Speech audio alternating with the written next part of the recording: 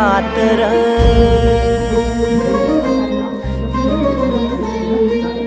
सोड उंबऱ्याला दिसणार नवी वाट र हे धरू नको आता हातावरी हात र सोड उंबऱ्याला दिसणार नवी वाट र जीवा होत पायाला जग पायी कळसाला. माझ्या मुलीचं ऍडमिशन घेतलंय. माझी मोठी मुलगी दुसऱ्या शाळेत बालविकास शाळेत आणि ज्या दिवशी खरं म्हणजे मी त्या शाळेमध्ये शिक्षण घेतलं तर आणि मला माझ्या मुलीला कोरोनाच्या काळामुळे जो मध्यंतरीचा काळ होता त्यामुळे तिला ऍडमिशन घेता आलं नाही. माझी ना खूप वर्ष माझी झोप झाली होती की माझ्या मुलीला ऍडमिशन घेत की नाही. मी माझ्या शाळेत गेली होती बालविकास शाळेत माझ्या मुलीला घेऊन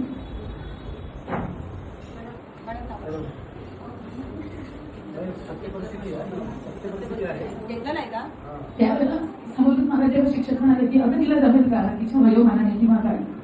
त्यावेळेला थोडंसं मन नर्वस झालं. त्याच्या आधी मी असं ठरवलं होतं की माझ्या मुलीला कुठेही नको निदान मी मराठी शाळेत टाकेन कारण मी लहानपणापासून शाळा बघते इकडनं जाते येते सगळं. आणि त्या दिवशी मी माझ्या मिस्टरांना म्हटलं की माझं ठरलंय मी तिला मराठी शाळेत घेऊन जाते आणि माझा विश्वास आहे की त्या दिवशी घरांना निघताना अक्षरशः सिद्धिविनायकाची प्रार्थना केली की सगळं तुझ्यावर सोपवलंय या शाळेत तिचं ऍडमिशन करणं नाही करणं तुझ्या हातात आहे.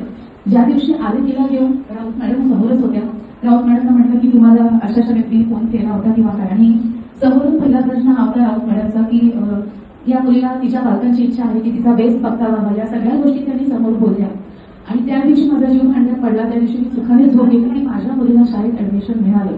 हे कुठल्याही शाळेत पहिला प्रश्न विचारले जातात आणि मला अगोदर म्हणजे त्या दिवशी पण अनेक पालक इथे होते आणि त्यांनी मला राऊत मॅडमविषयी सांगितलं होतं की मॅडम खूप चांगले आहेत आणि रिटायरमेंटचं मला त्या दिवशी कळलं होतं. मॅडम म्हणजे अशी इच्छा आहे की अजून 2 वर्ष तुम्ही माझीच नाही अनेक पालकांच्या मनात इच्छा आहे आणि मला असं वाटतं सिद्धिविनायकाच्या कृपेने ती पूर्ण व्हावी ही सिद्धिविनायकाच्या करण्याची प्रार्थना एवढंच मी सांगेल. आणि जसं मगाशी राऊत मॅडम बोलल्या की ही शाळा त्यांनी ज्या टॉपला नेऊन ठेवलेली आहे याच्या पुढे नेणं हे त्यांच्याच बरोबर ना आपल्या सगळ्या पालकांचं सुद्धा तितकंच काम आहे. कारण आपला मुलगा ज्या वेळेला शाळेत जातो त्यावेळेला केवळ शिक्षकावरती अवलंबून न राहता आपणही त्याचा वेळोवेळी घरी अभ्यास करणं हे तितकंच गरजेचं आहे. आणि आपण आपला मुलगा मराठी शाळेत जातोय म्हणजे आपण त्याच्याकडे दुर्लक्ष करून चालणार नाही. आपण घरी त्याचा अभ्यास करणं ज्या वेळेला होईल ना त्यावेळेला तो मुलगा अभिमानाने बाहेर सांगेल की मी मराठी शाळेत शिकतोय. आणि त्याच वेळेला ही शाळा आदर्श काय बालिकास काय कार्मेल काय कुठल्या त्या बदलापूरमध्ये जितक्या शाळा आहेत ना त्याच्यापेक्षा खूप टॉप लेवलला जाईल मला विश्वास आहे. धन्यवाद. शाळा नंबर 1 नावाप्रमाणेच नंबर 1 आहे. आतापर्यंत त्या शाळेमध्ये मी स्वतः शाळेत शिक्षक आहे. त्या शाळेमध्ये मी शिकवलं. त्या शाळेमध्ये सुद्धा ह्या सुविधा कुठेही नाही. मी पण गव्हर्नमेंट स्कूलमध्ये शिकवलं पण शिकले पण आणि आताही जेवढा अनुभव तुमच्यासारखाच माझा पण आहे विद्यार्थी म्हणून पण आणि पालक म्हणून पण. मागच्या 2 वर्षामध्ये माझी मुलगी जी होती ती गावी होती. 4थीला असताना मी तिला इथे आणली.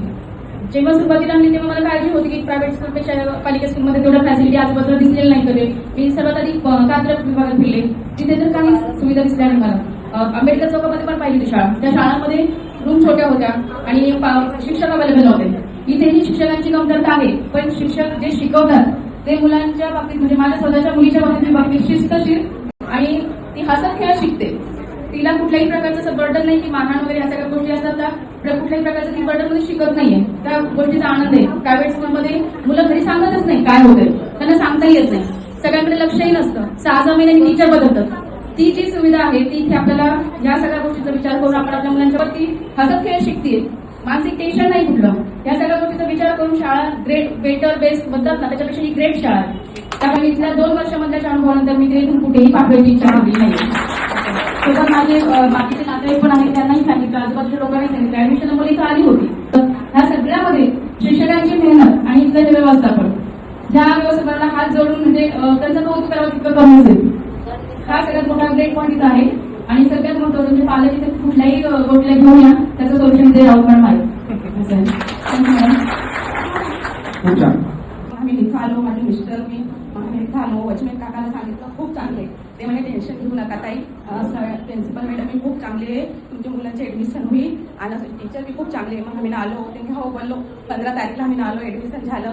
मग ते पहिला दिवस होता तुम्ही ते स्टेटस ठेवलं प्रवेश उत्सवचं लय छान आहे. मी माझ्या मोबाईलवर स्टेटस ठेवलं माझ्या पाहिलं ते म्हणे कोणी म्हणणार की ती गव्हर्नमेंट स्कूल आहे माझे मुलं कधी महानगरपालिकाची स्कूलच जात होते, तिथं बी कार्यक्रम होता, पण इथं पहिला दिवस एवढं छान त्यांना वाटलं, ते म्हणजे वर्ष कसं होईल, इथं वर्षाला नवीन नवीन कार्यक्रम होईल, माझ्या मुलांना बी आवडली, ते म्हणजे टीचर खूप छान आहे, माझी मुली म्हणती आम्हाला म्हणजे टीचर सगळं ऍक्टिंग करून दाखवती, म्हणजे सगळं पहिल्यांदा अशी स्कूल बघतीये माझ्या लाईफमध्ये आणि मला खूप आनंद वाटतो की माझ्या पोरांचं ऍडमिशन तेव्हा आणि सगळ्यांनी मी कोणाला विचारलं की प्रिन्सिपल टीचर कसे आहे, म्हणजे खूप चांगले आणि खरंच तसे. हा माझी मुली 4वीला आहे वैष्णवी शेळके आणि मुलं 4थीला दिव्याचं शेळके आणि मग करायचे पहिलीमध्ये माझी मैत्रिणीचे 2 पोरं शिकत आहेत. तिने सांगितलं मला ही शाळा फार छान आहे. मी म्हटलं ठीक आहे चालते. माझी पोरं 8वीला आहे, सेंटनमध्ये पोरं माझ्या ह्या साईडला. पासून सुरू केलं होतं. त्याच्यामध्ये महाविद्यालय होते, म्हणजे कॉलेजेस होते, ज्युनियर कॉलेज होते, त्याच्यानंतर माध्यमिक शाळा होत्या, प्राथमिक शाळा होत्या. या सगळ्या शाळांमध्ये जवळजवळ 1,60,000 शाळा होत्या आणि त्या शाळांमध्ये जवळजवळ 429 शाळांची पूर्ण महाराष्ट्रातून निवड झाली आणि त्या 429 शाळांमध्ये आपली पीएम कुळगाव बदलापूर नगर परिषद डिजिटल शाळा क्रमांक 1 कुळगाव या शाळेला A+ ग्रेड निर्माण झालेली आहे, मिळालेली आहे. ही साधी गोष्ट नाहीये.